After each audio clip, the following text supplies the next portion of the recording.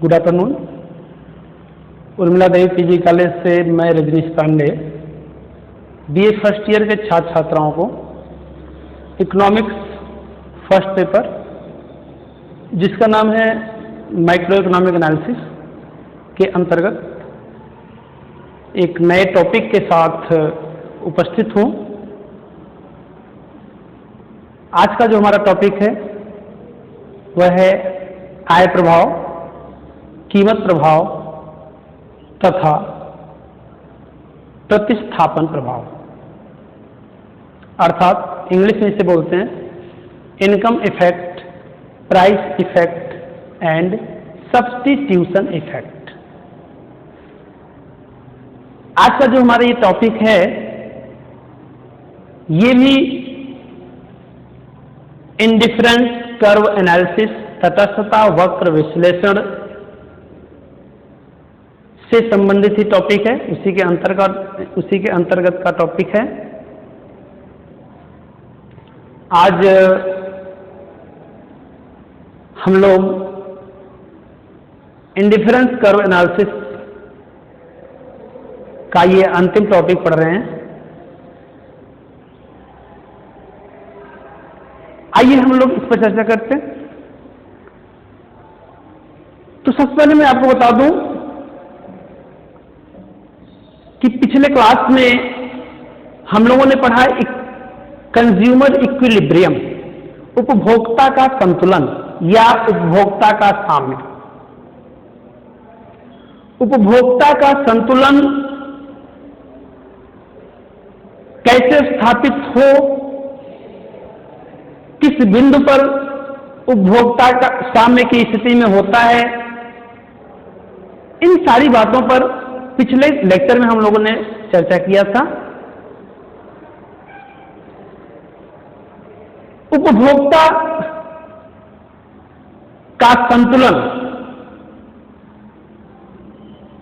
कुछ विशेष सिचुएशन में बदल भी सकता है, क्योंकि जिन सारी मान्यताओं के कारण या दिए होने पर उपभोक्ता का साम्य स्थापित होता है, यदि उनमें किसी में परिवर्तन हो जाता है तो उपभोक्ता का साम्य भी परिवर्तित हो जाता है या बदल जाता है। यहां पर हम बात करें कि यदि उपभोक्ता की आय बदल जाती है या वस्तुओं की कीमतें बदल जाती हैं,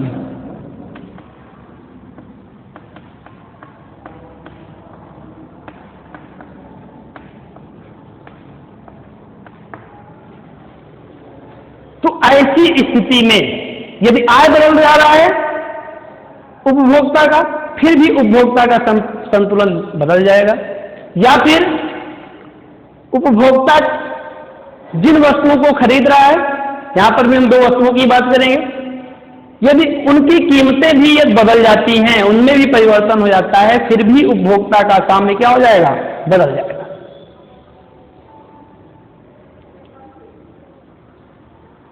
यदि इनमें चेंजिंग होता है, यदि उपभोक्ता की आय में परिवर्तन होता है, तो मैं आपको बता दूं कि उपभोक्ता की आय में चेंजिंग से क्या होता है कि कीमत रेखा जो होती है वो बदल जाती है।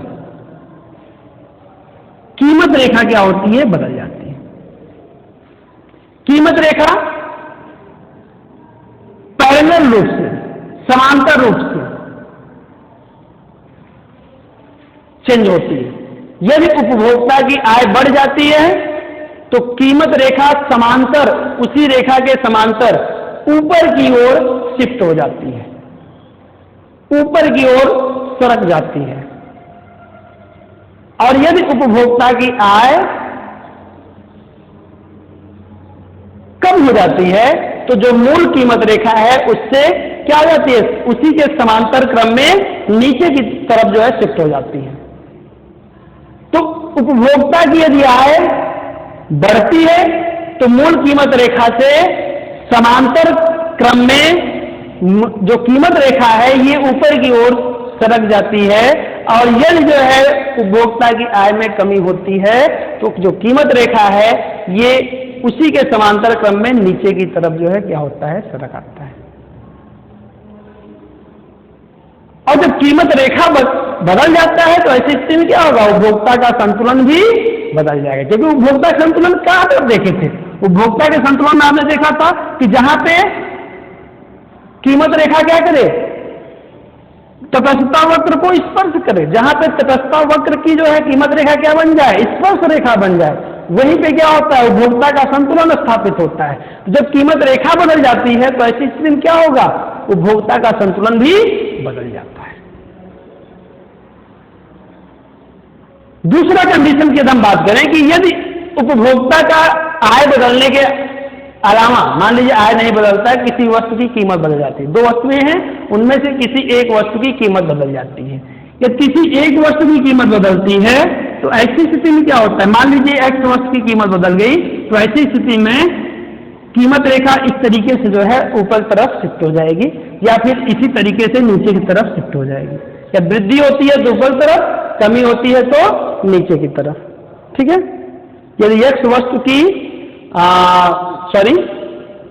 यदि एक्स वस्तु की जो है कीमतें बढ़ जाती हैं तब ये जो कीमत रेखा है ये नीचे की तरफ आ जाएगी, और यदि एक्स वस्तु की कीमतें जो है कम हो जाती हैं तो ये मूल कीमत रेखा से क्या हो जाता है, ऊपर की तरफ शिफ्ट हो जाता है। जब कीमत रेखा, क्योंकि एक ही तरफ जो है क्या होता है, एक ही सिरा इसका बदलता है, दूसरा सिरा क्या होता है, फिक्स होता है, क्योंकि एक ही वस्तु की कीमत में क्या होता है, परिवर्तन होता है। तो एक ही वस्तु की कीमत में परिवर्तन होने के कारण एक सिरा केवल बदलता है, दूसरा सिरा क्या होता है, फिक्स होता है, स्थिर होता है। तो ऐसी स्थिति में क्या होता है, कीमत रेखाएं बदल जाने से उपभोक्ता का साम्य भी बदल जाता है। ठीक है, एक ऐसा भी कंडीशन आता है जिसमें दोनों वस्तुओं की कीमतें सापेक्षिक रूप से बदलती हैं, दोनों वस्तुओं की कीमतें सापेक्षिक रूप से बदलती हैं। तो इस तरीके से जो है कीमत रेखा यहां पर आप देख रहे हैं कि यहां पर एक्स वस्तु में भी परिवर्तन हो गया, वाई वस्तु की कीमत में परिवर्तन हो गया। इस तरीके से आपस में जो है यदि इनमें जो है कीमतों में परिवर्तन होता है, सापेक्षिक रूप से कीमतों में परिवर्तन होता है, तो ये दोनों कीमत रेखा एक दूसरे को काटती हुई आपको दिखेंगी। जब कीमत रेखा बदल जाती है तो ऐसी स्थिति में क्या होता है, संतुलन भी बदल जाता है। तो इस तरीके से उपभोक्ता की आय में वृद्धि या कमी होने से, अर्थात उपभोक्ता की आय में परिवर्तन होने से, या एक वस्तु की मात्रा, एक वस्तु की कीमत परिवर्तन होने से, या दोनों वस्तुओं की सापेक्षिक कीमतों में परिवर्तन होने से क्या होता है, संतुलन में परिवर्तन हो जाता है। और इन्हीं के कारण, इन्हीं परिवर्तन के कारण तीन तरह के प्रभाव हमको दिखाई देते हैं। उपभोक्ता के संतुलन में जो परिवर्तन होता है, परिवर्तनकारी जो तत्व होते हैं आप कह लीजिए, या उससे जो प्रभाव उत्पन्न होता है वो तीन तरह का प्रभाव होता है, जिसको हम कहते हैं आय प्रभाव, कीमत प्रभाव तथा प्रतिस्थापन प्रभाव। तो उपभोक्ता संतुलन में जो परिवर्तन होता है किसके कारण होता है, क्या उसका इफेक्ट होता है, यही सब जो है हम यहाँ पे अध्ययन करते हैं, जिसमें हमने आपको बताया तीन तरह का प्रभाव उत्पन्न होता है, आय प्रभाव, कीमत प्रभाव और प्रतिस्थापन प्रभाव। किसके कारण होता है, इनमें जो है परिवर्तन होने के कारण। ठीक है, उपभोक्ता संतुलन में चेंजिंग होने के कारण। ठीक है, ये तीन सिचुएशन जो है सामने आती है। तो इन्हीं के बारे में आज हम लोग अध्ययन करेंगे। तो आइए एक एक करके अध्ययन करते हैं। सबसे पहले हम अध्ययन करेंगे किसके बारे में, आय प्रभाव के बारे में। ठीक है, आइए हम लोग सबसे पहले अध्ययन करेंगे आय प्रभाव के बारे में। आय प्रभाव क्या होता है, तो आय का क्या प्रभाव पड़ता है, इसको जानने के लिए जो अन्य परिवर्तनकारी तत्व होते हैं उनको क्या करेंगे, हम स्थिर मान लेंगे। अन्य जो परिवर्तनकारी तत्व हैं कौन कौन है, जैसे उपभोक्ता की रुचियां हैं, उनका अधिमान है, दोनों वस्तुओं की जो कीमतें हैं ये भी इफेक्टिव है, ये भी प्रभाव डालती हैं। तो इनके प्रभाव को क्या कर दिया जाए, इनको समाप्त कर दिया जाए। कैसे समाप्त करेंगे, जब इनको स्थिर कर दिया जाएगा, इनको फिक्स कर दिया जाए, है ना, तब इनका प्रभाव क्या होगा, कुछ नहीं पड़ेगा। जब स्थिर है तो इनका प्रभाव ही नहीं पड़ेगा। और हम परिवर्तन किसमें करें, केवल उपभोक्ता की आय में परिवर्तन करें, तो ऐसी स्थिति में आपको आय प्रभाव दिखाई देने लगेगा। तो आय प्रभाव क्या होता है? तो आय प्रभाव के बारे में हम बात करें तो वही चीज है कि जब उपभोक्ता की आय, जब उपभोक्ता की रुचियां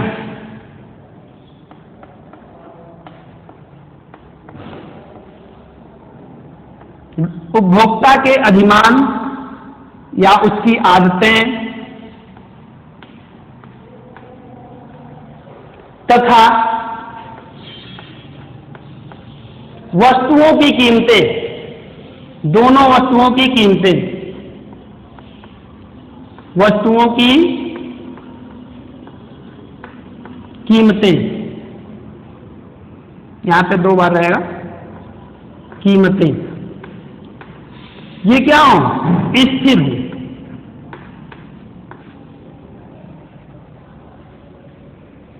तब उपभोक्ता की आय में परिवर्तन किया जाए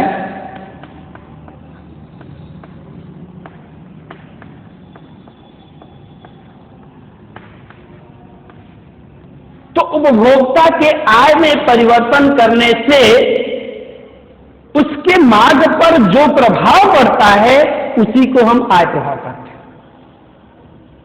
अर्थात फिर से समझें कि जो वस्तुओं की कीमतें हैं, वस्तुओं मतलब दोनों वस्तुओं की कीमतें, दोनों की वस्तुओं की कीमतें स्थिर रहने पर उपभोक्ता की रुचियां, अधिमान, उसकी आदतें स्थिर रहने पर उपभोक्ता के केवल आय में परिवर्तन करने से उसकी मांग पर, उसकी मतलब वस्तुओं एवं सेवाओं की जो भी वस्तुएं हैं उनके मांग पर जो प्रभाव पड़ता है उसी को क्या कहते हैं? हम आय प्रभाव कहते हैं।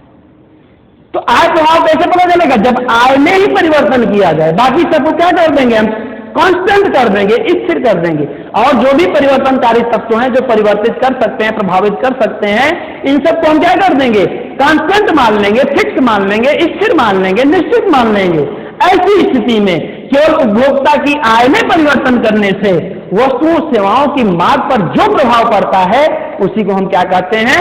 आय प्रभाव कहते हैं। क्लियर हो गया? आय प्रभाव क्या होता है? अब आय में परिवर्तन करना है, आय में परिवर्तन करने से बात की जा रही है, फिर आय प्रभाव हमको दिखाई दे रहा है।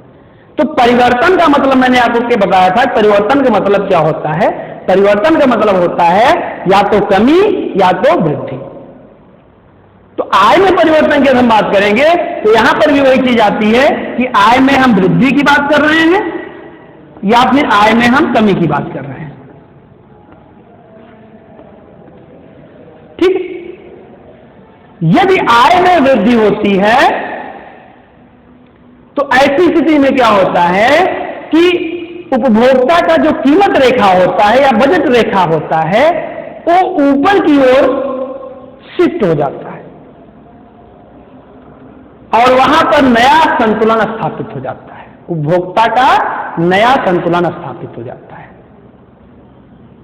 इसी तरीके से यदि उपभोक्ता की आय में कमी हो जाती है तो ऐसी स्थिति में क्या होता है कि जो कीमत रेखा है, मूल कीमत रेखा जिसको हम कहते हैं, जो मुख्य या पूर्व कीमत रेखा है, वो क्या होता है? वो समांतर क्रम में ही नीचे की तरफ शिफ्ट हो जाता है और नीचे की तरफ शिफ्ट होने से क्या होता है?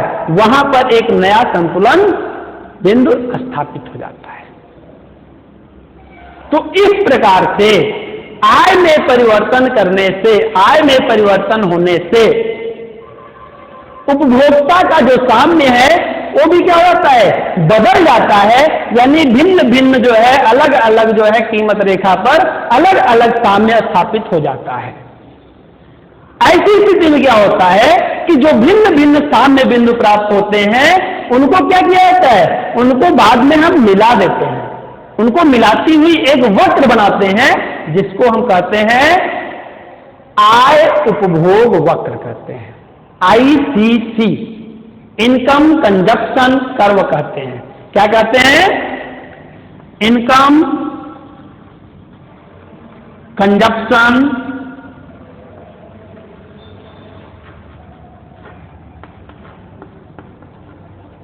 कर। आय उपभोग वक्र क्या बोलते हैं? आय उपभोग वक्र। ये एक साथ रहेगा सीधी लाइन में, हमने नीचे करके लिख दिया है। इनकम कंजप्शन कर, आय उपभोग वक्र, इसको हम शार्ट में क्या बोलते हैं? आईसीसी। आईसीसी, ठीक, इनकम कंजप्शन कर। अब ये आईसीसी क्या होता है? तो आय उपभोग वक्र वह वक्र होता है जो वस्तुओं की कीमतों के स्थिर होने पर उपभोक्ता के रुचि अधिमान के स्थिर होने पर उपभोक्ता के आय में परिवर्तन करने से वस्तुओं सेवाओं के क्रय पर आय का जो प्रभाव पड़ता है, आय प्रभाव जो पड़ता है, उसी को क्या कहते हैं हम? आय उपभोग वक्र कहते हैं। अथवा दूसरे शब्दों में, वस्तुओं की कीमतें स्थिर रहने पर, उपभोक्ता के अधिमान, रुचि, इन सबके स्थिर रहने पर उपभोक्ता के आय में परिवर्तन करने से वस्तुओं की मांग पर या उसके खरीद पर आय का जो प्रभाव पड़ता है, इसी बात को दिखाता है कौन? आय उपभोग वक्र। आय उपभोग वक्र इसी बात का अध्ययन करता है कि आय का क्या प्रभाव पड़ता है उपभोक्ता के द्वारा वस्तुओं के खरीदने पर, उसके खरीदे जाने, उसे क्रय करने पर, उसकी मांग पर क्या प्रभाव पड़ता है इनकम का, उसी को दिखाता है आय उपभोग वक्र। तो आइए इसको हम रेखा चित्र के द्वारा समझने का प्रयास करते हैं आय प्रभाव को। तो यहां पर आप देखिए, आय प्रभाव को हम रेखा चित्र के द्वारा समझें तो आप देखिए,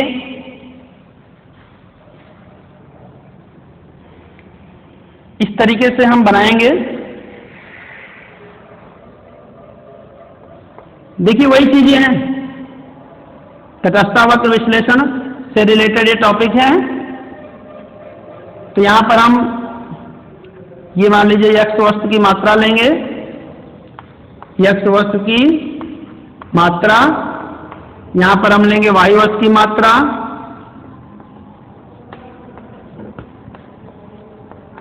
यहां पर हम क्या करेंगे? हमारा एक कीमत रेखा होगा, तटस्थता वक्र होगा, है ना। मान लीजिए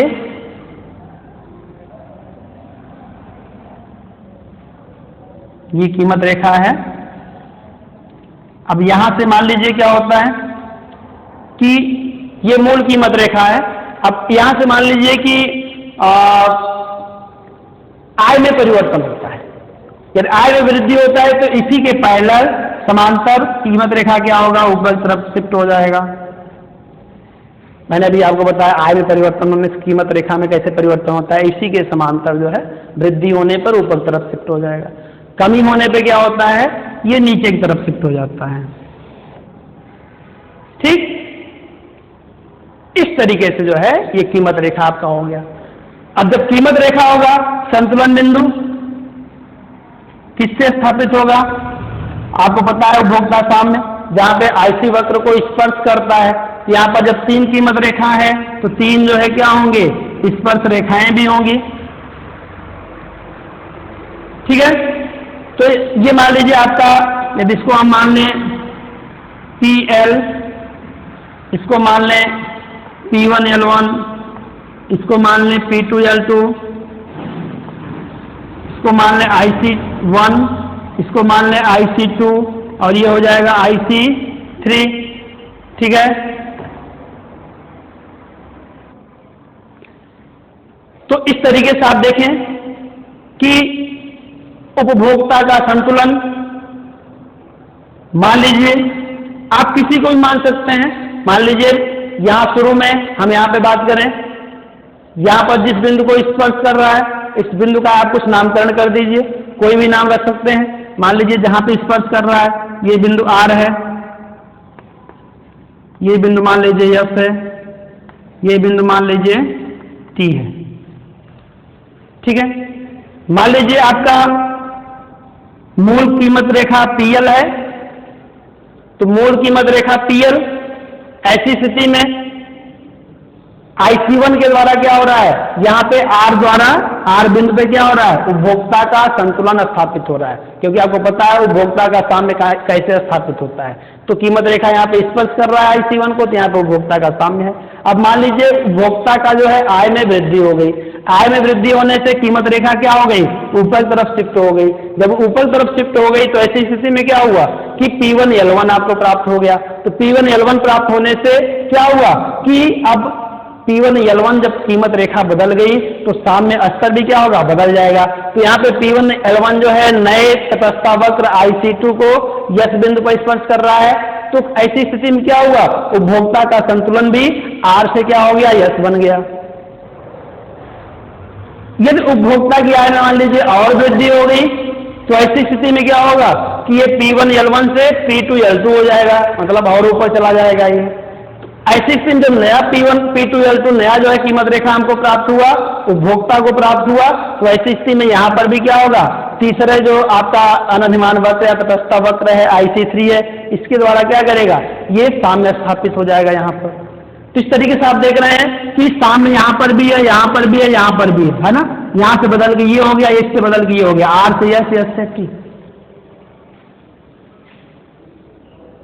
तो क्लियर हो गया इतनी बार। आज आय प्रभाव को समझ में आ गया। आय प्रभाव क्या हुआ कि आय में परिवर्तन होने से उपभोक्ता का साम्य भी क्या हो गया, बदल जा रहा है। देख रहे हैं आप, यहां से यहां, यहां से यहां साम्य बिंदु बदल रहा है।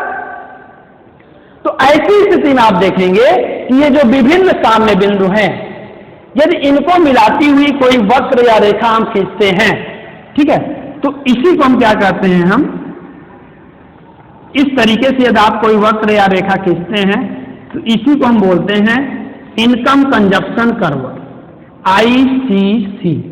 यही कर्व क्या कहलाएगा, ICC कहलाएगा, इनकम का। ठीक है, तो इस तरीके से आप देख रहे हैं कि जितने संतुलन बिंदु आपको प्राप्त हो रहे हैं, आपको मतलब उपभोक्ता की हम बात कर रहे हैं, उपभोक्ता को जो है R या S विभिन्न जो संतुलन बिंदु प्राप्त हो रहे हैं, इसको मिलाने वाला जो कर्व होता है, इससे होकर जाने वाला जो कर्व होता है, इसी को हम income curve, income consumption curve कहते हैं, आय उपभोग वक्र कहते हैं, जो कि क्या दिखाता है, आय प्रभाव को दिखाता है ना। वस्तुओं की कीमतें स्थिर रहने पर, है ना, क्या दिखाता है, ये आय के प्रभाव को दिखाता है कि जो उपभोक्ता विभिन्न वस्तुओं का जो क्रय करता है या मांग करता है, उस पर आय का क्या प्रभाव पड़ता है। बात क्लियर हो गया। तो ये जो है आपका इनकम इफेक्ट है। अच्छा, इनकम इफेक्ट जो है ये धनात्मक और ऋणात्मक दोनों होता है। यहां पर ये धनात्मक प्रभाव आपको दिखाई दे रहा है, क्योंकि यहाँ पे देख रहे हैं ये सीधा ऊपर की तरफ उठता हुआ दिख रहा है आपको।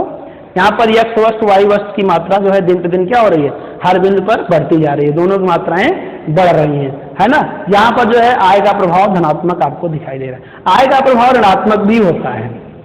आय का प्रभाव जब ऋणात्मक होता है तो मैं आपको बताऊं कि आय के प्रभाव ऋणात्मक होने में क्या होता है कि किसी जब व्यक्ति की आय बढ़ जाती है तो वस्तु की मात्राएं भी बढ़ रही हैं, तब तो धनात्मक प्रभाव है। ऋणात्मक मतलब उल्टा प्रभाव जब पड़ने लगता है, मतलब आय बढ़ जाए लेकिन वस्तु की कीमतें वस्तु की मात्रा में वृद्धि न हो, वस्तु की मांग में वृद्धि न हो, वस्तु की मात्रा में वृद्धि न हो, तो ऐसी स्थिति में क्या होता है, उसी को हम निगेटिव इफेक्ट बोलते हैं। तो ऋणात्मक प्रभाव किसके लिए होता है, ये घटिया वस्तुओं के संदर्भ में होता है, निम्न वस्तुओं के संबंध में होता है ना। घटिया निकृष्ट वस्तुएं या निम्न वस्तुएं या खराब वस्तुएं, बेकार वस्तुएं, है ना, उन वस्तुओं के संबंध में आय का जो है ऋणात्मक प्रभाव होता है। आइए इसको हम दो रेखा चित्रों के द्वारा समझने का प्रयास करते हैं। इसको जो है हम इधर बना दे रहे हैं, ठीक है। हमने बताया आपको घटिया वस्तुओं के संबंध में ये होता है ऐसा। यहां पर हम सब कुछ वही रहेगा, x वस्तु की मात्रा, y वस्तु की मात्रा, यहां पर इसी तरीके से सारी स्थितियां रहेंगी। यहाँ पर ऐसे इस तरीके से, लेकिन हाँ इसमें अंतर क्या रहेगा, यहाँ पे अंतर ये रहेगा कि यहाँ पे हम इफेक्ट दिखाएंगे आय के ऋणात्मक प्रभाव को जब हम दिखाएंगे तो यहाँ पर क्या होता है कि इस तरीके से यहाँ पर आप देखेंगे कि जो संतुलन बिंदु होता है, ये देखिए आप, आय बढ़ने से कीमत रेखा ऊपर तरफ जाएगी, है ना, और ऐसी स्थिति में नया संतुलन बिंदु स्थापित होगा। यहाँ पे IC1 है, IC2 है, IC3 है। यहाँ पर आप देखिए संतुलन बिंदु इस तरीके से प्राप्त हो रहे हैं। ये आपका R है, ये S है, ये T है। तो यहाँ से आप इसको देखें तो इस तरीके से आप देखेंगे, डॉट डॉट लाइन से इसको देखें तो इस तरीके से ये जो है आपका ICC जो होता है, आप देख रहे हैं ICC इसमें क्या होता है, इसको अगर अच्छे से आप बनाएं तो ICC ये Y अक्ष की तरफ झुका हुआ आपको दिखाई देगा। Y अक्ष की ओर झुका हुआ ICC इस बात को दर्शाता है कि यहाँ पर जो यक्ष वस्तु है यही निम्न वस्तु है। ये क्या है, निम्न वस्तु है, घटिया वस्तु है, खराब वस्तु है। इसका मतलब ये हुआ कि जैसे जैसे उपभोक्ता की आय बढ़ती जाती है वैसे वैसे उपभोक्ता क्या कर रहा है कि एक्स वस्तु की मात्रा में क्या कर रहा है, कमी करता जा रहा है। देख रहे हैं ये वाई की तरफ बढ़ता जा रहा है, वाई वस्तु की मात्रा को बढ़ाता जा रहा है, जबकि एक्स वस्तु की मात्रा क्या कर रहा है, कम करता जा रहा है। तो आय बढ़ने से वाई की मात्रा कम हो रही है, इसलिए क्या है, ये आय का ऋणात्मक प्रभाव है। और यहाँ पर क्या कहा जाएगा कि जो यक्ष वस्तु है वो क्या है, घटिया वस्तु है, खराब वस्तु है, निकृष्ट वस्तु है। बात क्लियर हो गई। यदि इसी को हम देखें यहाँ पर दूसरे चित्र के द्वारा, सीधे हम आपको डायरेक्ट बना दे रहे हैं संक्षेप में। यहाँ पर यदि ये कंडीशन हो, यहाँ पर आप देखिए इस तरीके से आपको यदि मिल रहा है, ये IC1 IC2 सब IC है, ये ठीक ना, ये IC1 है, IC2 है, IC3 है। तो ये भी सिचुएशन होता है, आप देखेंगे तो इस तरीके से आपको ICC मिलेगा, ठीक है। ये कीमत रेखाएं हैं क्लियर करके। यहाँ पर देखिए जो ICC है ये यक्ष वस्तु की तरफ जो है, ये यक्ष वस्तु की तरफ क्या हो रहा है, झुक रहा है। इसका मतलब क्या हुआ कि यहाँ पे जो वाई वस्तु है ये घटिया वस्तु है या निम्न वस्तु है, ठीक है। वाई वस्तु क्या है, घटिया वस्तु है या निम्न वस्तु है, क्योंकि आय बढ़ने के साथ साथ क्या हो रहा है, जो उपभोक्ता की मांग है वो एक्स वस्तु की मात्रा बढ़ाता जा रहा है, उसकी मांग में वृद्धि कर रहा है, जबकि वाई वस्तु की मांग में क्या कर रहा है, कमी कर रहा है। तो कमी कर रहा है, इसका मतलब है कि वस्तु सही नहीं है, वो घटिया वस्तु है, खराब वस्तु है। तो इस तरीके से यदि ICC वाई अक्ष की तरफ जो है झुका हुआ हो तो यक्ष वस्तु जो है घटिया माना जाएगा। यदि ये यक्ष अक्ष की तरफ झुका हुआ हो तो वाई अक्ष क्या होगा, वो घटिया माना जाएगा। यही इंडिकेट करता है, इसी को ये दर्शाता है, इसी को ये प्रदर्शित करता है। ये जो है आय का जो है ऋणात्मक प्रभाव होता है और ये जो है आय का धनात्मक प्रभाव होता है। तो इतनी बात आपको समझ में आ गई, आय प्रभाव क्या होता है, इसका धनात्मक और ऋणात्मक प्रभाव क्या होता है। क्लियर। चलिए आगे हम चलते हैं, सेकंड जो है कीमत प्रभाव के बारे में समझते हैं।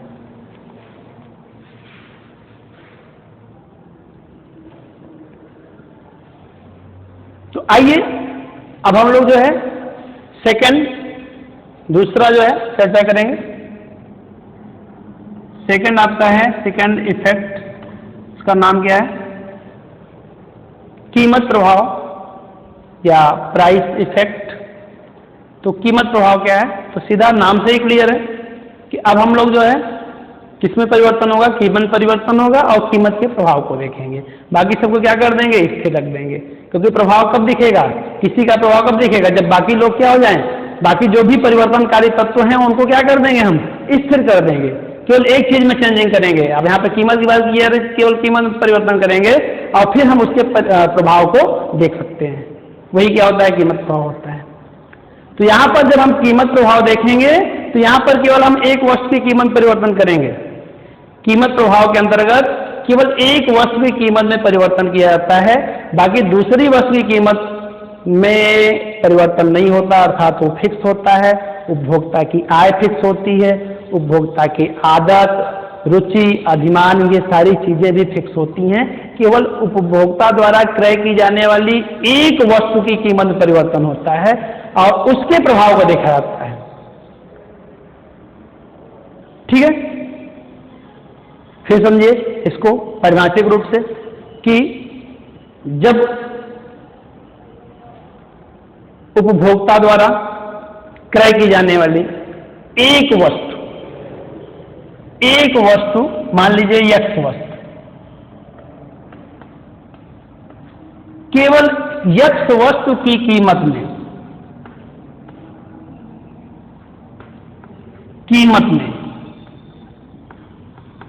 परिवर्तन होने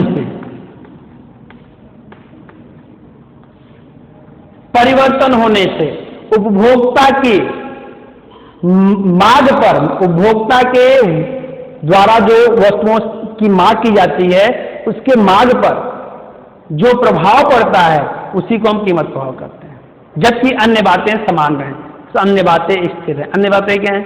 वही चीज कि उपभोक्ता की आय, उपभोक्ता की रुचि, उपभोक्ता का अधिमान, दूसरे वस्तु की कीमत, ये सब स्थिर रहने पर केवल एक्स वस्तु की कीमत में परिवर्तन होने से उपभोक्ता के मांग पर जो है जो प्रभाव पड़ता है उसी को हम क्या कहते हैं? कीमत प्रभाव कहते हैं।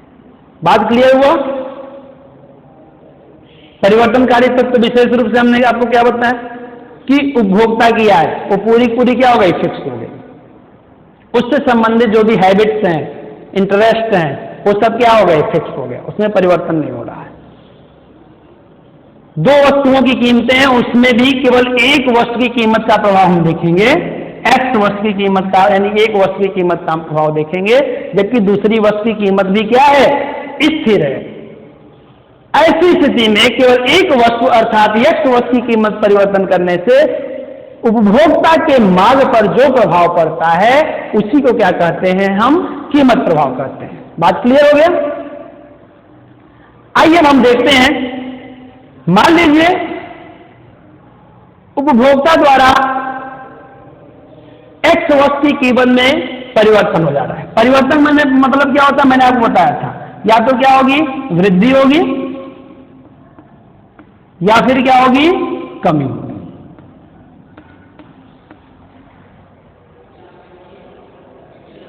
उपभोक्ता की जो वस्तुओं का क्रय कर रहा है उसकी कीमतों में परिवर्तन की बात की जा रही है, तो उसमें क्या होगा?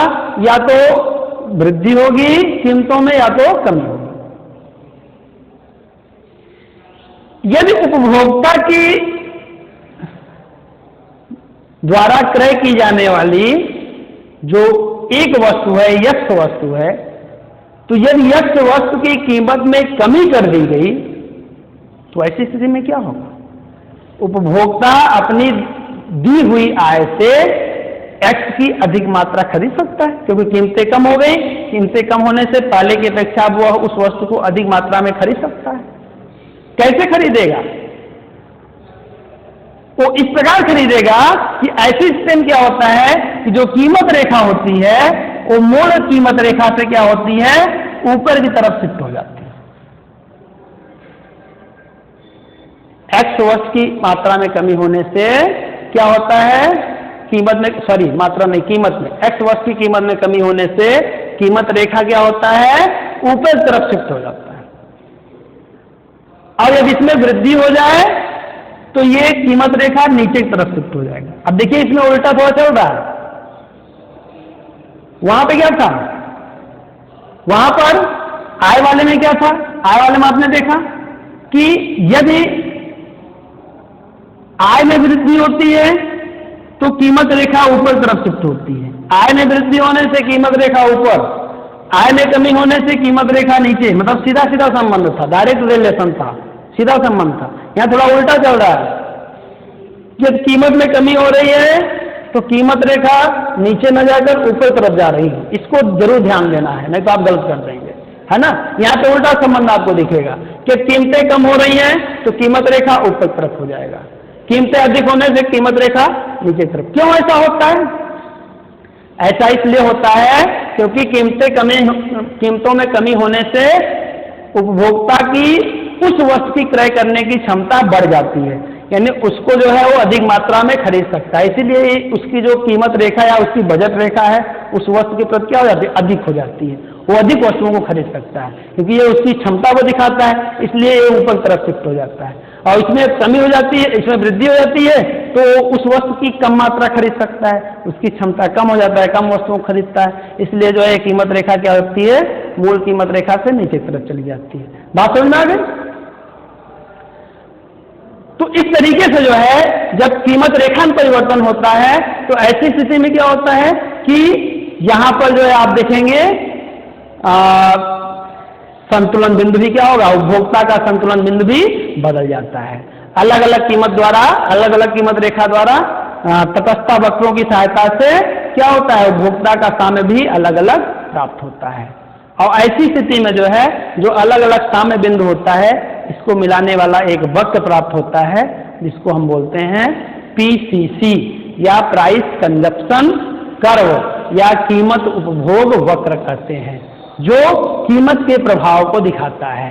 ये सारी चीजें स्थिर रहने पर एक वस्तु की कीमत परिवर्तन होने से है ना, वो उपभोग की गई जो वस्तुएं होती है, क्रय की जाने वाली वस्तुओं के पर जो है कीमत के प्रभाव को दिखाता है। आइए इसको हम चित्र के द्वारा जो है समझने का प्रयास करते हैं। तो रेखा चित्र के द्वारा समझने के लिए देखिए आप क्या करेंगे, रेखा चित्र बनाएंगे। कैसे बनाएंगे, इस तरीके से। यहाँ पे x अक्ष है, ये O मूल बिंदु है, ये y अक्ष है, ठीक। यहाँ पे क्या रहेगा, x वस्तु की मात्रा होगी,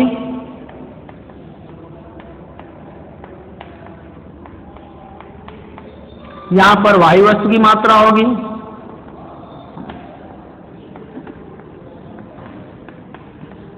ठीक है। ये मान लीजिए कीमत रेखा है, PL है। अब यहां पे जो हम एग्जाम्पल ले रहे हैं कि मान ले रहे हैं कि उपभोक्ता की आय तो स्थिर है ही, यहाँ पे जो कीमतें स्थिर है उसमें हम मान ले रहे हैं कि जो y वस्तु है उसकी कीमत स्थिर है, इसमें परिवर्तन नहीं हो रहा है, केवल x वस्तु की कीमत में परिवर्तन हो रहा है। और हम यहाँ पे जो एग्जाम्पल ले रहे हैं हम ये ले रहे हैं कि मान लीजिए कि x वस्तु की कीमत में कमी हो रही है। क्या हो रही है, x वस्तु की कीमत में कमी हो रही है। मान लीजिए मैंने आपको बताया कि PL जो है आपका क्या है, कीमत रेखा है। और ऐसी स्थिति में क्या है कि जो कि दो वस्तुओं के विभिन्न संयोगों को दिखा रहा है, कीमत रेखा यही करता है। अब ऐसी स्थिति मान लीजिए कि इस y वस्तु की कीमत स्थिर रहने पर x वस्तु की कीमत में परिवर्तन हो जाता है, तो ऐसी स्थिति में जो PL रेखा है परिवर्तन हो जाता है, मतलब यहाँ पे हम कमी की बात करेंगे, x वस्तु की कीमत में कमी हो जाती है, तो ऐसी स्थिति में PL रेखा ये ऊपर की तरफ शिफ्ट हो जाता है। तो ऊपर की तरफ शिफ्ट होने से आप देखेंगे शिफ्ट कैसे होता है, इस तरीके से होता है।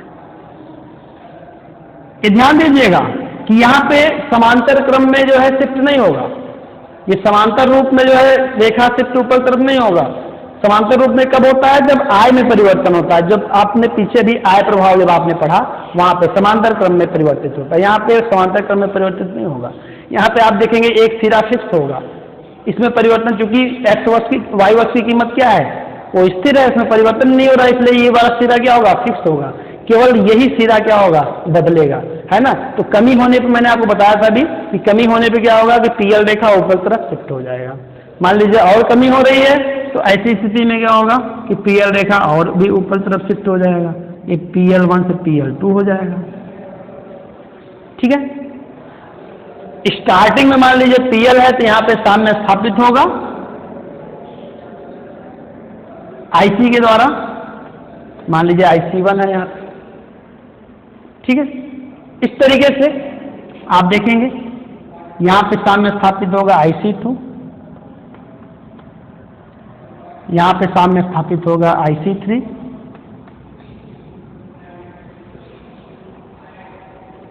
यहाँ पे अलग अलग बिंदु आपको दिखेंगे, है ना। अलग अलग बिंदुओं का आप नामकरण कर सकते हैं। मान लीजिए यहाँ पे R है, यहाँ पे जो प्राप्त हो रहा है वो यस है,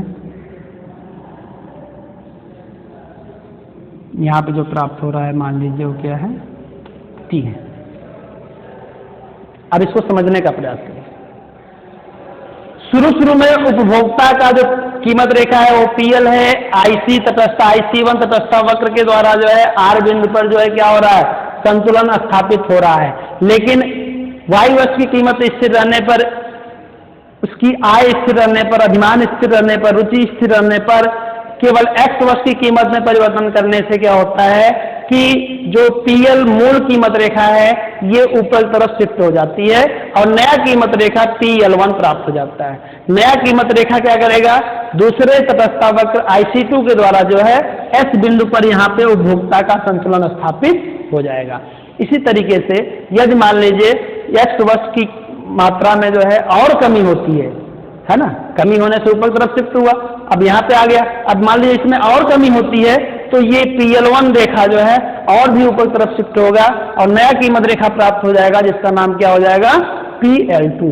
और ये PL2 क्या करेगा, तीसरे जो है अनधिमान वक्र तटस्थ वक्र IC3 के द्वारा टी बिंदु पर क्या होगा, यहाँ पे उपभोक्ता का संतुलन स्थापित होगा। तो इस तरीके से आप देख रहे हैं कि कीमत में एक्स वस्तु की मात्रा में एक्स वस्तु की कीमत में परिवर्तन होने से क्या हो रहा है कि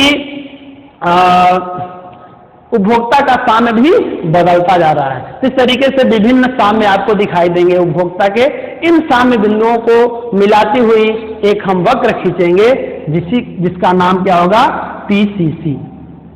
इसी का नाम क्या होगा, आप इसको डॉट डॉट लाइन से भी खींच सकते हैं, आप इसको जो है डॉट डॉट लाइन से भी खींच सकते हैं, ठीक है। यहां से आप इस तरीके से इसको मिलाती हुई रेखा आप ऐसे खींचेंगे, ये जो है आपका क्या होगा, PCC। क्या है ये, PCC। यहां पर आप चाहें तो इसकी मात्राओं को भी शो कर सकते हैं इस तरीके से, इस तरीके से आप इसको शो कर सकते हैं, इंडिकेट कर सकते हैं। यहाँ पर ये IC2 है, ठीक है, इस तरीके से आप, ठीक है। यहाँ पे आप इसको M1, ये M2, यहाँ पर इसको आप M3 लिख सकते हैं, यहाँ पर इसको आप N1, N2 और यहाँ पर इसको N3 लिख सकते हैं। अब यहाँ पर आप देखिए कि प्रारंभ में जब R बिंदु पर साम्य स्थापित हो रहा है उपभोक्ता का, तो ऐसी स्थिति में X वस्तु की OM1 और Y वस्तु की ON1 मात्रा प्राप्त हो रही है। X वस्तु की कीमत बदलने से नया साम्य जो X बिंदु पर स्थापित हो रहा है, यहाँ पे देखिए कि ऐसी स्थिति में क्या हुआ कि यहाँ पर X वस्तु की मात्रा बढ़ गई, OM1 से क्या हो गई, OM2 हो गई, और Y वस्तु की मात्रा क्या हो गई, कम हो गई, ON1 से क्या हो गई, ON2 हो गई, ठीक है। आगे हम बात करें, इसी तरीके से कीमतें और कम होती है एक्स वस्तु की, तो देखिए एक्स वस्तु की मात्रा और भी बढ़ जाती है, टी बिंदु पर आप देखिए OM3 हो जाती है। तो यहाँ पर OM1 से OM2, OM2 से OM3 एक्स वस्तु की मात्रा क्या हो रही है, दिन पे दिन उसमें वृद्धि हो रही है। हर संतुलन बिंदु पे क्या हो रहा है कि एक्स वस्तु की मात्रा में वृद्धि हो रही है। क्यों हो रही है वृद्धि, क्योंकि एक्स वस्तु की कीमतें कम हो जा रही है, कम होने से इसकी मात्रा क्या हो गई, इसमें वृद्धि हो गई। तो इस तरीके से इन जो संतुलन बिंदु आपको प्राप्त होता है RST, इसको जो है मिलाने वाली जो रेखा होती है इसी को PCC प्राइस कंजप्शन कर्व बोलते हैं। क्या बोलते हैं, प्राइस कंजप्शन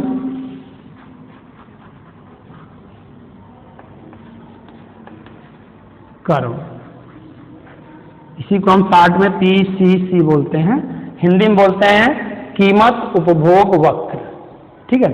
और कीमत उपभोग वक्र क्या होता है, ये कीमत प्रभाव को दिखाता है। आय, उपभोक्ता के आय, रुचि, अधिमान और दूसरे वस्तु की कीमत स्थिर रहने पर एक्स वस्तु की कीमत में परिवर्तन होने से वस्तुओं की जो मात्राएं होती हैं, यानी एक्स और वस्तु दोनों वस्तुओं की मात्राओं पर कीमत के प्रभाव को दिखाता है। कौन दिखाता है, PCC दिखाता है, ठीक है, तो ये इस तरीके से जो है ये कीमत प्रभाव के बारे में मैंने आपको बताया। ठीक है, तो आइए अब हम लोग जो है कीमत प्रभाव के अध्ययन के बाद अब हम लोग अंतिम प्रभाव की बात करेंगे, यहाँ पर प्रतिस्थापन प्रभाव की बात करेंगे। तो चलिए आइए हम देखते हैं प्रतिस्थापन प्रभाव क्या होता है।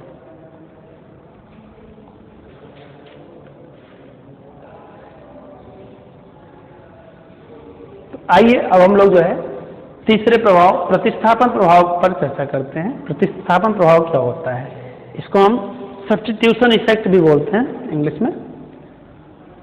तो प्रतिस्थापन प्रभाव उस समय उत्पन्न होता है जब दो वस्तुओं की कीमतों में, दो वस्तुओं की सापेक्षिक कीमतों में इस प्रकार परिवर्तन होता है जिससे उपभोक्ता न तो पहले से अच्छी स्थिति में होता है और न ही पहले से खराब स्थिति में होता है, अर्थात उसका जो सेटिस्फैक्शन लेवल है वो पूर्ववत बना रहता है। यही प्रभाव क्या कहलाता है, प्रतिस्थापन प्रभाव। अभी हमने आपको बताया कि एक प्रभाव आय प्रभाव आपको दिखा जहां पे उपभोक्ता के आय में परिवर्तन कारण हुआ, बाकी सब स्थिर थे। दूसरा जो कीमत प्रभाव था वहां पर हमने देखा सब कुछ स्थिर रहते हुए केवल एक वस्तु की कीमत में परिवर्तन से हमने कीमत प्रभाव को देखा। प्रतिस्थापन प्रभाव, यहां पर दोनों वस्तुओं, बाकी सब स्थिर रहेगा, उपभोक्ता की आय, अधिमान, रुचियां सब कुछ स्थिर रहेगी। यहां पर दोनों वस्तुओं की कीमतों में सापेक्षिक परिवर्तन होगा और दोनों वस्तुओं की कीमतों में जो सापेक्षिक परिवर्तन होगा, यानी सापेक्षिक परिवर्तन मतलब यह है कि एक दूसरे वस्तु की जो कीमत है वो एक दूसरे पर निर्भर है, ऐसा नहीं स्वतंत्र रूप से परिवर्तन हो रहा है। दोनों वस्तुओं की कीमतों में, उसके सापेक्षिक कीमतों में इस प्रकार से परिवर्तन हो जिससे उपभोक्ता का जो संतुलन स्तर है उसमें कोई परिवर्तन न हो, अर्थात उपभोक्ता न तो अच्छी स्थिति में जा सके अर्थात उसका संतुष्टि स्तर बढ़ सके, न तो खराब स्थिति में जा सके अर्थात उसका संतुष्टि स्तर नीचा हो सके, वह पूर्ववत स्थिति में रहे। इसी को हम क्या कहते हैं, प्रतिस्थापन प्रभाव कहते हैं। या इसको हम दूसरे ढंग से भी परिभाषित करते हैं कि वस्तुओं के सापेक्षिक परिवर्तन के कारण जब उपभोक्ता एक ही तटस्थता वक्र पर एक संतुलन बिंदु से दूसरे संतुलन बिंदु पर जाता है, तो इस प्रकार जो प्रतिस्थापन होता है एक संतुलन बिंदु से दूसरे संतुलन बिंदु पर, इसी प्रतिस्थापन को हम क्या कहते हैं, प्रतिस्थापन प्रभाव कहते हैं। एक बिंदु से जो दूसरे, एक संतुलन बिंदु से जो दूसरे संतुलन बिंदु पे जाता है, इसी को हम क्या कहते हैं, प्रतिस्थापन प्रभाव कहते हैं। चूंकि एक ही तटस्थ वक्र की बात की जा रही है, एक बिंदु से दूसरे बिंदु पे जा रहा है, मान लीजिए ए से बी पे जा रहा है, तो संतुलन बिंदु बदल गया, अर्थात चूंकि हमने आपको बताया यहां पे हम उपभोक्ता के संतुलन में परिवर्तन होगा, कोई भी इन सब में कोई भी परिवर्तन होगा तो परिवर्तन होगा, सामने बदल जाएगा। तो यहां पर भी क्या होगा, सामने बदल जाएगा, ए बिंदु से बी बिंदु पर चला जाएगा, लेकिन एक ही तटस्थ वक्र पे स्थित है दोनों बिंदु, इसलिए संतुष्टि स्तर में कोई परिवर्तन नहीं होगा। इसी को हम कहते हैं प्रतिस्थापन प्रभाव। बात क्लियर हुआ? इसको हम एक व्यवहारिक एग्जाम्पल के द्वारा आपको समझा दें, फिर इसको हम रेखा चित्र के द्वारा आपको समझाने का प्रयास करते हैं। मान लीजिए हम मार्केट में जाते हैं, चीनी और चाय हमको खरीदना है। क्या खरीदना है? चीनी और चाय। सपोज मान लीजिए चाय की कीमत 55 रुपए। कितना है? 55 रुपए। और मान लीजिए चीनी की कीमत कितनी है?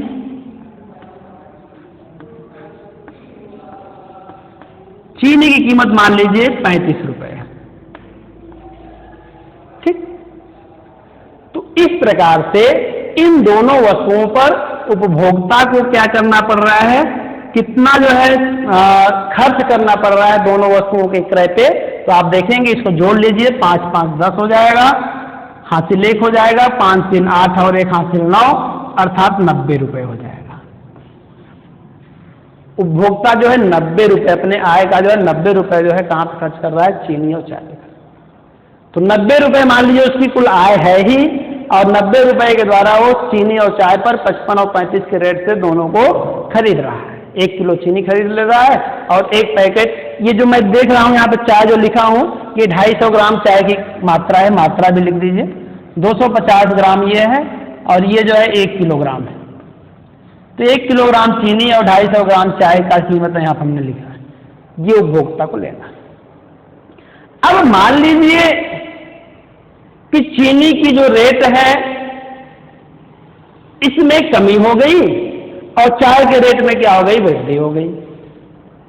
अब मान लीजिए चीनी की रेट, चाय का रेट क्या हो गया? ये 55 से बढ़कर कितना हो गया? 60 हो गया। ठीक। और चीनी की कीमत में भी क्या हो गया? परिवर्तन हो गया, लेकिन चीनी में क्या हो गया? इसके रेट में कमी हो गई, ये 35 से कम होकर कितनी हो गई? 30 हो गई।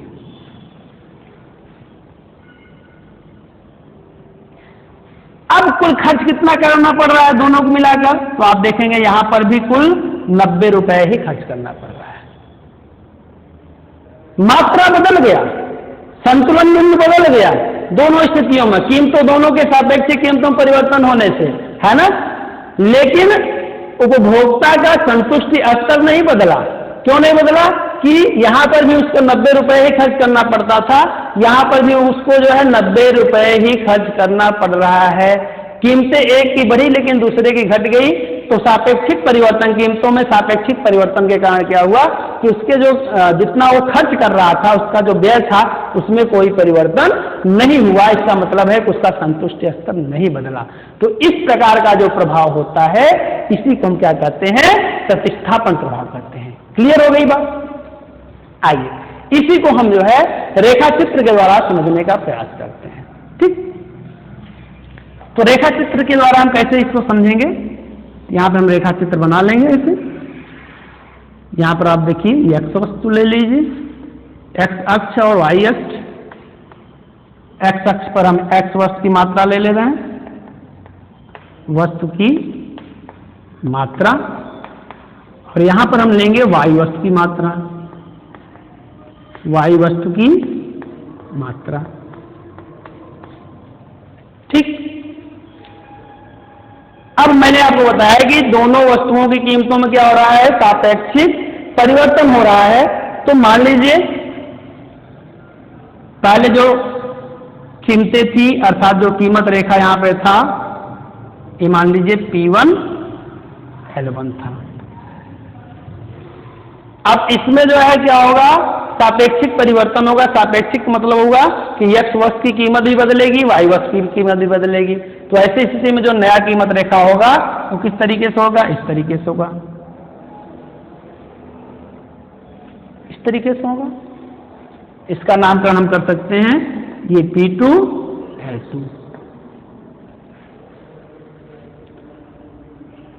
तो कीमतों में परिवर्तन, दोनों वस्तुओं के सापेक्षिक कीमतों में इस प्रकार परिवर्तन किया जाए जिससे उपभोक्ता न तो पहले से अच्छी स्थिति में होता है, न ही खराब स्थिति में होता है। यही प्रभाव क्या कहलाता है? प्रतिस्थापन प्रभाव कहलाता है। अथवा दूसरी जो परिभाषा मैंने आपको बताया था, दूसरी परिभाषा के लिए यहाँ पे हम क्या करेंगे? संतुलन स्थापित करने के लिए कीमत रेखा के साथ क्या होना चाहिए? एक अनधिमान वक्र होना चाहिए, इंडिफरेंस कर्व होना चाहिए। तो यहाँ पे इसको भी हम बना ले रहे हैं। यहाँ तटस्थता वक्र क्या होता है? किसी भी अक्ष को स्पर्श नहीं कर सकता। ठीक है, इसलिए इसको स्पर्श नहीं करना चाहिए। ठीक। ये स्पर्श नहीं करेगा किसी भी अक्ष को, आप इसको यहीं तक रखिए, ठीक, यहाँ पे ऐसे। ये आपका आईसी, चित्र में आईसी क्या है, तटस्थता वक्र है,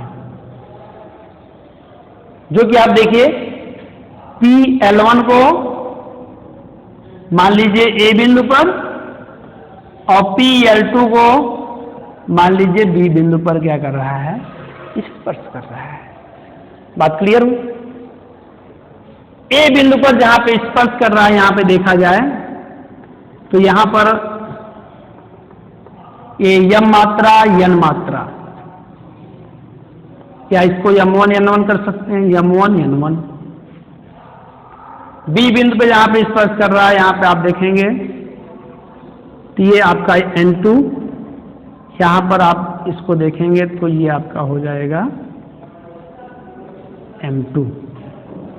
नामकरण में आप कुछ भी कर सकते हैं, कोई दिक्कत नहीं है, M1 M2 करके लिखिए, चाहे यहीं पे आप MN करके लिखिए, आप PQ करके लिखिए, ABC करके लिखिए, कुछ भी लिखिए, नामकरण के लिए कोई दिक्कत नहीं है, ठीक। अब यहां पर आप देखिए उपभोक्ता का जो कीमत रेखा था PL1, मूल कीमत रेखा क्या था, PL1 था।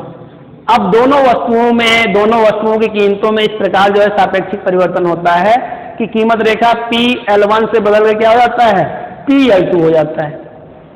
PL1 पर जो है आप देखेंगे कि IC वक्र के द्वारा एक संतुलन बिंदु स्थापित हुआ, जहां पर x की OM1 मात्रा और y की जो है ON1 मात्रा को ये इंडिकेट करता है, प्रदर्शित करता है A बिंदु।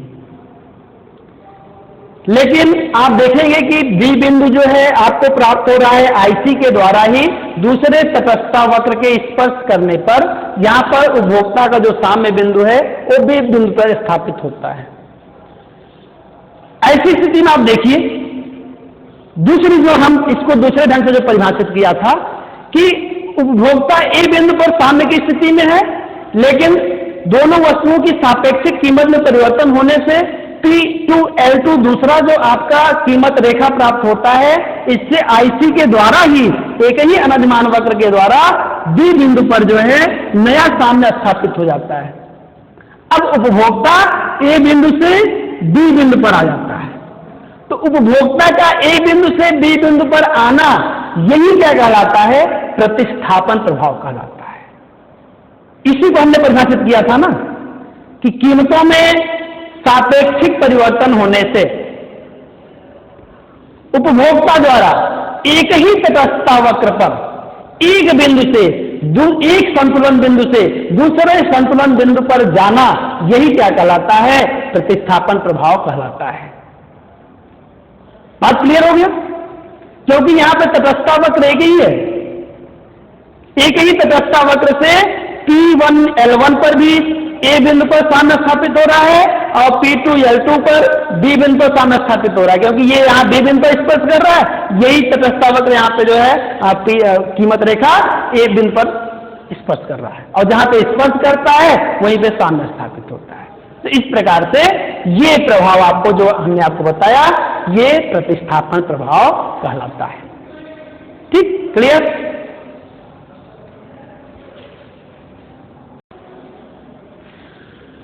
अब हम आपको इसमें एक बात और बता दें कि जो प्रतिस्थापन प्रभाव है, इसमें जो है दो अर्थशास्त्रियों का व्यू आता है, दृष्टिकोण आता है, उसके बारे में भी हम आपको संक्षेप में बता दे रहे हैं।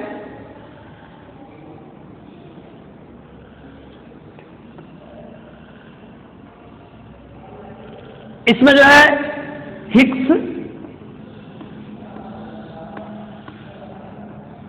और स्लट्सकी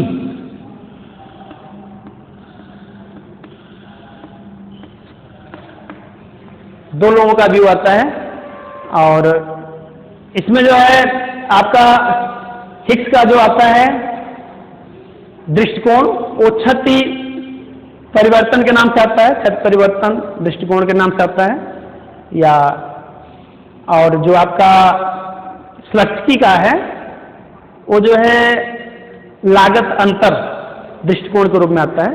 तो आपके एग्जाम में कभी कभी ऑब्जेक्टिव क्वेश्चन पूछ लेता है कि लागत परिवर्तन दृष्टिकोण, प्रतिस्थापन प्रभाव का लागत परिवर्तन दृष्टिकोण क्या है, किसने जो है इसका प्रतिपादन किया था या किससे संबंधित है, तो आप बताएंगे कि वो स्लट्सकी से संबंधित है। और जो छत पूरक या छत परिवर्तन जो दृष्टिकोण है ये किससे संबंधित है, ये जो है हिग्स से संबंधित है। ठीक है, तो इसमें एक बात मैं आपको बता दूं कि इन तीनों प्रभावों में एक संबंध भी होता है, और संबंध क्या होता है उसके बारे में आप जान लीजिए कि जो कीमत प्रभाव होता है वो आय प्रभाव और प्रतिस्थापन प्रभाव का क्या होता है, योग होता है। कीमत प्रभाव क्या होता है, आय प्रभाव और प्रतिस्थापन प्रभाव का योग होता है, या इसको हम गणितीय भाषा में कह सकते हैं कि कीमत प्रभाव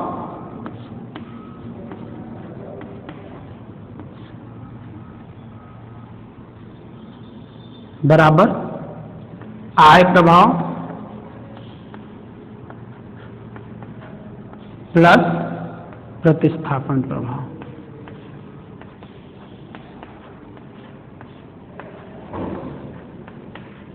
ये भी महत्वपूर्ण है। कीमत प्रभाव, आय प्रभाव और प्रतिस्थापन प्रभाव का क्या होता है, योग होता है। ये भी कभी कभी ऑब्जेक्टिव क्वेश्चन पूछ लेता है कि इसमें जो है संबंध के रूप में प्लस माइनस के रूप में यहाँ आय प्रभाव कर देगा, बदल देगा, यहाँ प्रतिस्थापन प्रभाव कीमत प्रभाव आय प्रभाव के रूप में इधर कर देगा, बराबर करके देगा। तो आपको पता होना चाहिए कि कीमत प्रभाव ही क्या होता है, ये आय प्रभाव और प्रतिस्थापन प्रभाव के योग के बराबर होता है। ठीक, तो आज हम लोगों ने जो है अध्ययन किया आय प्रभाव, कीमत प्रभाव और प्रतिस्थापन प्रभाव के बारे में, अर्थात उपभोक्ता का साम्य में यदि आय और वस्तुओं की कीमतों में परिवर्तन हो जाए तो कौन कौन से प्रभाव उत्पन्न होते हैं। तो इस तरीके से यहाँ पे ये तीन प्रभाव उत्पन्न होते हैं, कीमत प्रभाव, आय प्रभाव, कीमत प्रभाव और प्रतिस्थापन प्रभाव के रूप में। और ये प्रभाव क्या होते हैं इसके बारे में हम लोगों ने अध्ययन किया, और यहाँ पर हमने आपको बताया कि तीनों में संबंध क्या होता है। तो कीमत प्रभाव आय प्रभाव और प्रतिस्थापन प्रभाव के योग के बराबर होता है, या आप कह सकते हैं कि कीमत प्रभाव बराबर आय प्रभाव प्लस प्रतिस्थापन प्रभाव। तो आज के लेक्चर में बस इतना ही। That's all.